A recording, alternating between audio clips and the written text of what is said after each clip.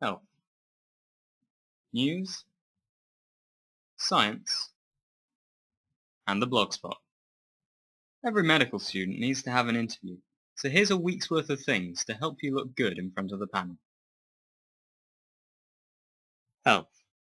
Firstly, experts around the world are advocating a combined effort to tackle mental health problems.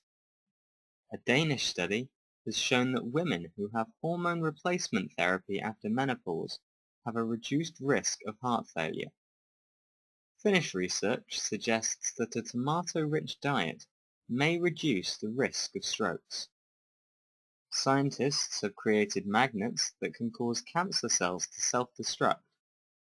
And finally, in the last year, there has been a 16% rise in the number of people admitted for eating disorders. News. There are calls for senior doctors to work 12-hour shifts at weekends to increase weekend patient survival rates. The IMF has said that global economic recovery is weakening, and two think tanks have suggested that the NHS and the US health systems could learn from each other. Read up on this, as you may be asked for your opinion on it. Science.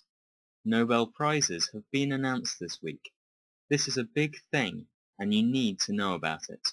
You absolutely must know who won the Nobel Prize for Medicine and what for. And ideally, you should be able to talk briefly about all the prizes announced this week. On that note, Gurdon and Yamanaka won the Nobel Prize for Medicine for changing adult cells into stem cells. Scientists have identified 21 new genes which are linked to high cholesterol levels. And finally, a US team are aiming to make human sperm from stem cells.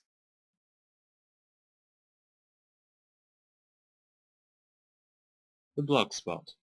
Finally, I just want to highlight a couple of your blogs that have stood out to me this week.